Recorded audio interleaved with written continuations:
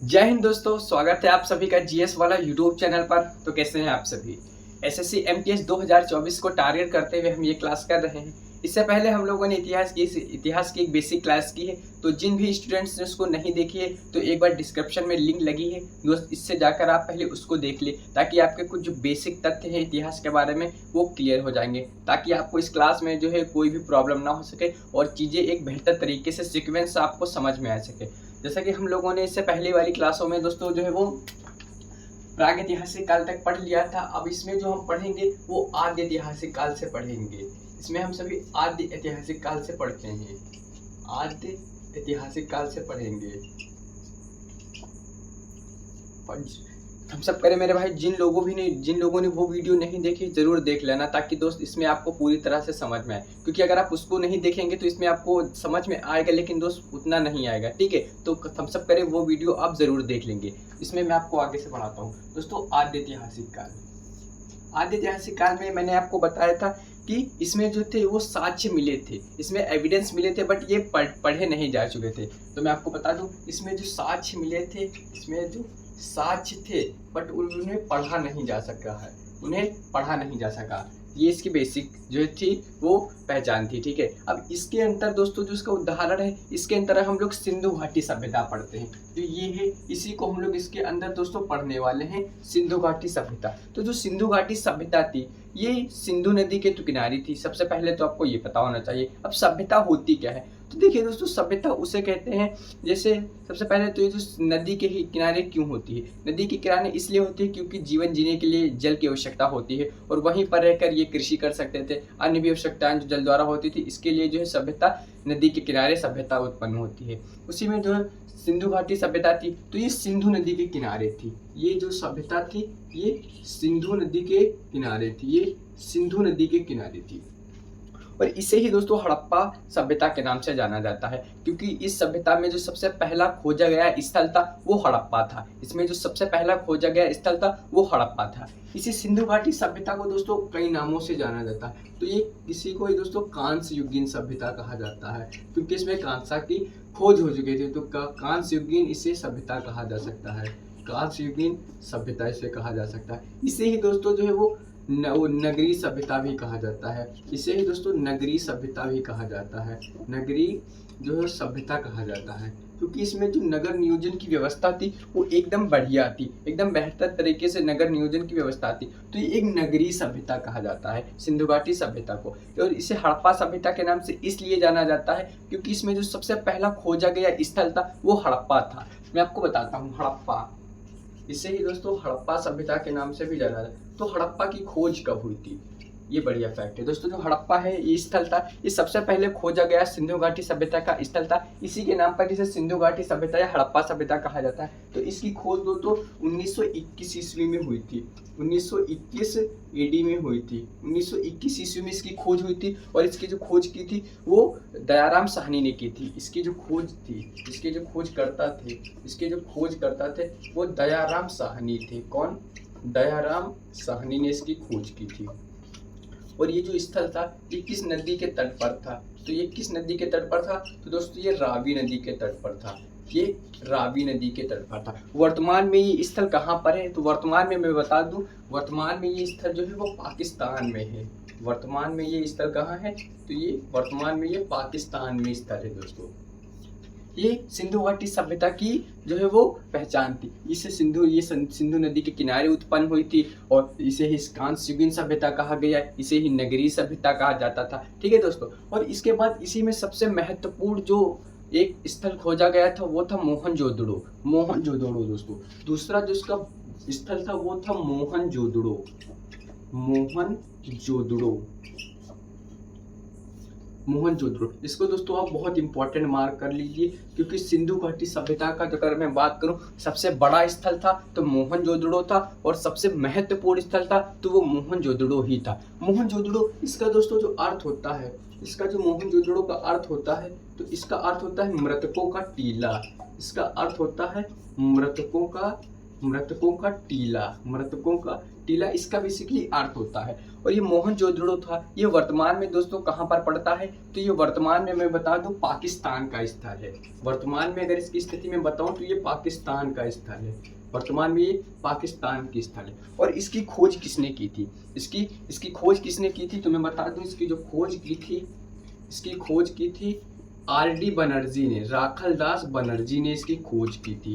R.G. Banerjee, Rakhaldas Banerjee ने। और ये किस नदी के तट पर था, ये बहुत इंपॉर्टेंट क्वेश्चन है दोस्तों, बता रहा हूँ, जो आपके एग्जाम्स में पॉइंट टू पॉइंट पूछे जाते हैं। ये किस नदी के तट पर था मोहनजोदड़ो, तो ये मैं बता दूं ये किस नदी के तट पर था, तो ये जो है दोस्तों सिंधु नदी के तट पर था। ये सिंधु नदी के तट पर था, ये सिंधु नदी के तट पर था। अब यहाँ से कुछ विशेष साक्ष्य मिले हैं, विशेष नगर नियोजन की व्यवस्था मिली है, जिसके द्वारा यहाँ से भी क्वेश्चंस पूछे जाते हैं। तो मैंने जैसा कि आपको बताया था कि जो सबसे बड़ा स्थल था सिंधु घाटी सभ्यता का, वो दोस्तों मोहनजोदड़ो ही था। सबसे बड़ा जो स्थल था वो मोहनजोदड़ो था। और ये लगभग 500 स्क्वायर फीट था, 500 स्क्वायर फीट ये इसका क्षेत्रफल था। और जो हड़प्पा सभ्यता का था वो 150 फीट था। तो सबसे बड़ा जो स्थल था वो मोहनजोदड़ो ही था। और इसका अर्थ क्या होता है, मृतकों का टीला। अभी दोस्तों सिंधु घाटी सभ्यता का विस्तार हम देखते हैं। सिंधु घाटी सभ्यता का विस्तार कहाँ से कहाँ तक था, कितनी दूर तक था, इसका नॉर्दर्न पॉइंट, साउदर्न पॉइंट, तो ये चीज़ देखते हैं। इसका जो विस्तार हम दोस्तों ऐसे देखते हैं, ये नॉर्थ हो गया, साउथ हो गया, ईस्ट हो गया, ये वेस्ट हो गया। तो हम सब करेंगे, आपको ये दिशाएं अच्छे से पता होंगी, उत्तर, दक्षिण, पूरब, पश्चिम। मैं बताता हूँ जो सिंधु घाटी सभ्यता को सबसे उत्तरी बिंदु था, जो सबसे उत्तरी बिंदु था, तो इसका दोस्तों नाम था मांडा। इसका दोस्तों नाम क्या था, इसका नाम था मांडा। और ये कहाँ पर था, वर्तमान में ये कश्मीर में। वो मांडा जो कहाँ का स्थल है दोस्तों, तो ये J&K, ये जम्मू एंड कश्मीर का पूरा स्थल है। और ये किस नदी के तट पर था, तो ये चिनाब रिवर। ये कहाँ पर दोस्तों है, तो ये चिनाब रिवर। हम सब करेंगे, आपको क्लियर होगा दोस्तों, चिनाब नदी हम सब करेंगे। जो मांडा है चिनाब नदी के तट पर था। और जो सिंधु घाटी सभ्यता का दक्षिणी बिंदु था, तो दक्षिणी बिंदु था वो दोस्तों था दैमाबाद। ये दोस्तों क्या था, दैमाबाद। सिंधु घाटी सभ्यता को जो दक्षिणी बिंदु था उसे दैमाबाद कहा जाता था। और ये किस रिवर के किनारे बसा था, ये पहले बता दूं, ये महाराष्ट्र में है। ये कहाँ पर, महाराष्ट्र। और ये किस नदी के तट पर था, तो ये गोदावरी नदी के तट पर था। कौन सी नदी दोस्तों, कौन सी नदी, रिवर, तो ये गोदावरी नदी के तट पर था। तो सिंधु घाटी सभ्यता का दक्षिणी बिंदु था दैमाबाद, ये गोदावरी नदी के तट पर था। और इसका जो पश्चिमी बिंदु था, ये बहुत इंपॉर्टेंट हो जाता है, इसका जो पश्चिमी बिंदु था उसका क्या नाम था दोस्तों, तो उसका नाम था सुतकांगे डोर। इसका नाम था दोस्तों सुतकांगे डोर इसका पश्चिमी बिंदु था। और ये कहाँ पर पड़ता है, तो ये दोस्तों पड़ता है पाकिस्तान में। पाकिस्तान का एक स्थान दोस्तों होता है बलूचिस्तान। पाकिस्तान में भी कहाँ पर, तो ये बलूचिस्तान में दोस्तों पड़ता है। पाकिस्तान में भी ये बलूचिस्तान में पड़ता है। और किस नदी पर है, तो ये नदी कौन सी यहाँ पर है दोस्तों, किस नदी के तट पर है, तो ये दाश्क नदी पर है। कहाँ पर, दाश्क नदी पर ये है। और इसका जो पूर्वी बिंदु है, इसका विस्तार पूरब में कहाँ तक है, तो उत्तर प्रदेश के आलमगीर नगर तक। यूपी के दोस्तों, यूपी के आलमगीर नगर तक, आलमगीर नगर तक। और ये किस नदी के तट पर है, इसकी रिवर पता होना चाहिए, हिंडन नदी। यूपी में कहाँ पर बता दूं, तो मेरठ।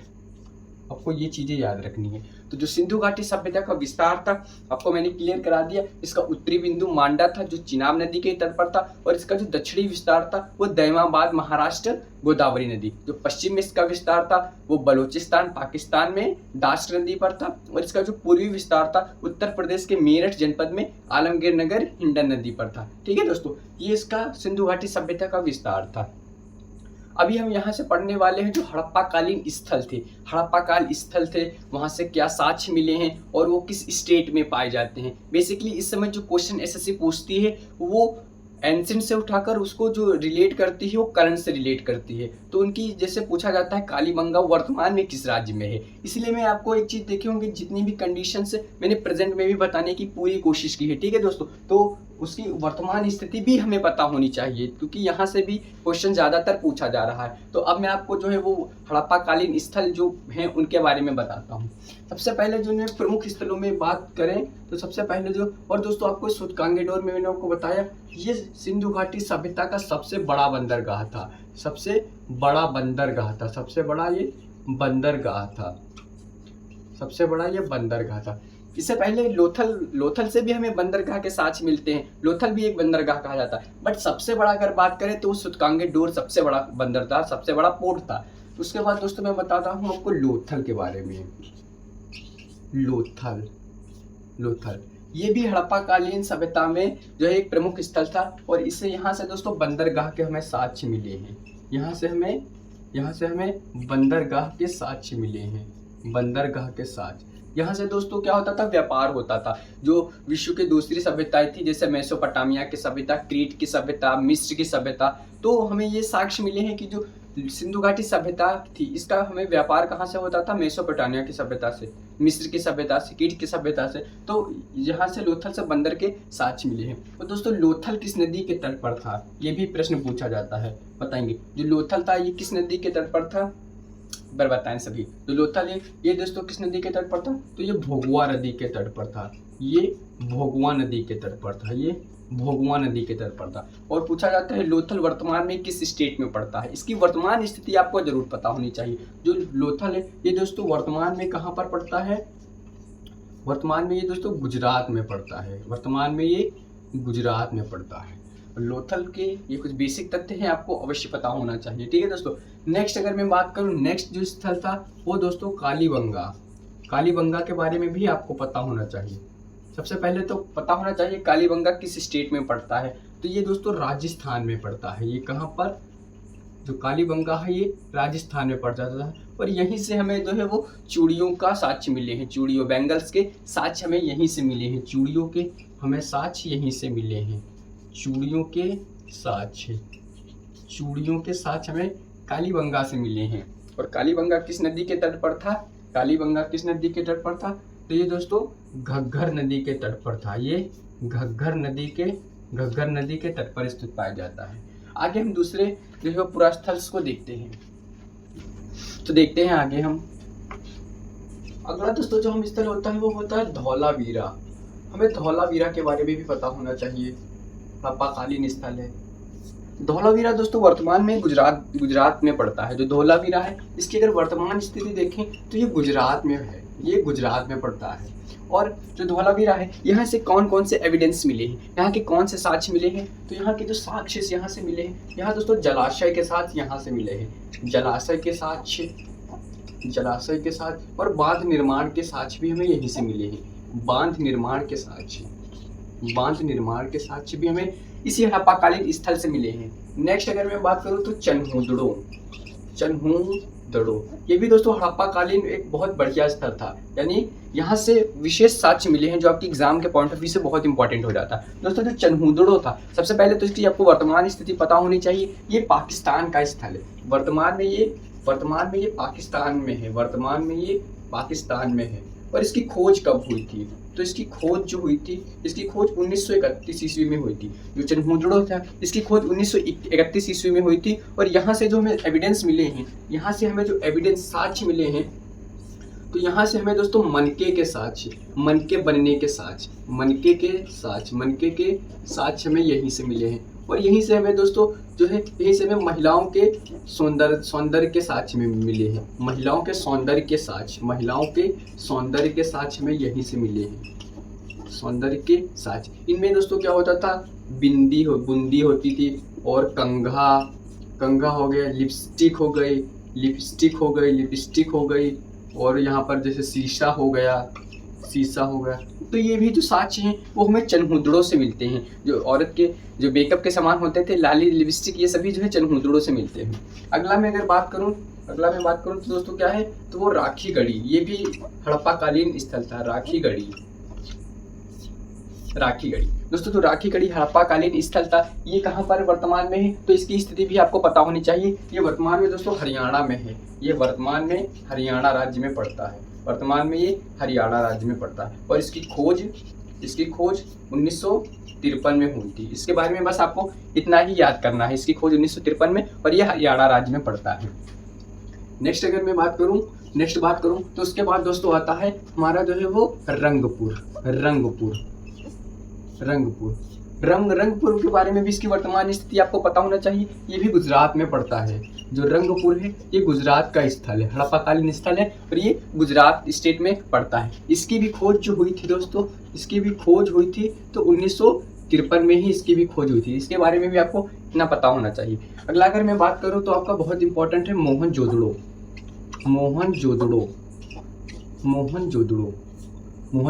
इसके बारे में मैंने आपको बताया था भी कि इसकी खोज हुई थी 1922 ईस्वी में। आर.डी. बनर्जी, राखालदास बनर्जी ने इसकी खोज की थी। और यहाँ से बहुत इंपॉर्टेंट साक्ष्य मिले हैं जो एग्जाम्स में बहुत क्वेश्चंस बनता है, भी आपको बताता हूँ। यहाँ से जो एविडेंस मिले हैं, यहाँ से जो साक्ष्य मिले, तो सबसे बड़ा पूछा जाता है कि जो सिंधु घाटी सभ्यता का सबसे बड़ा स्नानागार था, यहाँ मिला है दोस्तों विशाल स्नानागार। यहाँ विशाल स्नानागार हमें यहीं से मिला है, विशाल स्नानागार। और अन्नागार यहीं से हमें मिला है। विशाल स्नानागार जो एक बाथरूम टाइप बना होता था और इसकी शेप भी बहुत बढ़िया होती थी, पानी की व्यवस्था निकालने की अच्छी थी, तो ये बहुत बढ़िया था और बहुत बड़ा था। सबसे बड़ा स्नानागार हमें मोहनजोदड़ो से ही मिलता है। और अन्नागार जो राशन रखने की एक भंडार होता था, उसे भी रखने का एक बेहतर सिस्टमेटिक ढंग से रखा जाता था, ठीक है। और यहाँ से दोस्तों कांसे की बनी मूर्ति भी मिलती है, कांसे की बनी नर्तकी की मूर्ति, कांसे की बनी नर्तकी की मूर्ति हमें यहीं से मिलती है। कांसे की बनी नर्तकी की मूर्ति हमें यहीं से मिलती है। और पशुपतिनाथ की मोहर भी यहीं मिलती है। एक मिनट दोस्तों, पशुपतिनाथ की मोहर भी यहीं से मिलती है। पशुपतिनाथ की मोहर भी हमें यहीं से मिलती है। कहाँ से? मोहनजोदड़ो से मिलती है दोस्तों। अगला मैं बात करूँ तो दोस्तों कालीबंगा से भी हमें कुछ विशेष साक्ष्य मिले हैं। कालीबंगा से दोस्तों हमें क्या मिले हैं? तो जुते हुए खेत के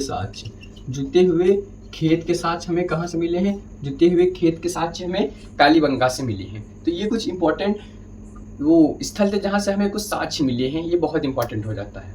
आगे मैं आपको बताता हूँ कुछ जो विश्व की प्रसिद्ध जो सभ्यताएं हुई उनसे भी 1-2 क्वेश्चन संभवतः बन जाते हैं। वो सभ्यताएं किस देश में थी और वो किस नदी के तट पर स्थित थी, तो ये आपको जरूर पता होना चाहिए। सबसे पहले आपको पता होना चाहिए मेसोपोटामिया की सभ्यता। इसके बारे में बस आपको इतना जो पता होना चाहिए थोड़ा बहुत। मेसोपोटामिया की जो सभ्यता थी ये कहाँ पर थी? तो ये मिस्र में थी। ये मेसोपोटामिया की सभ्यता थी ये यूनान में पड़ती थी। और ये सबसे पहले किस नदी के तट पड़ती थी? जो मेसोपोटामिया की सभ्यता थी ये किस नदी?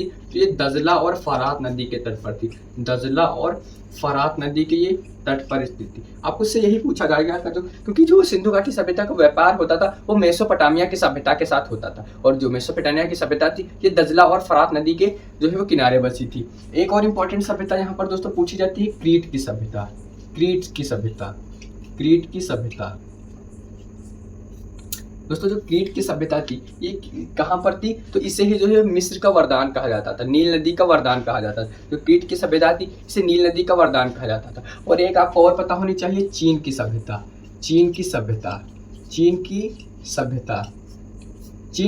दोस्तों किस नदी के तट पर थी? तो ह्वांगहो नदी के तट पर थी। जो ये किस रिवर के तट पर थी?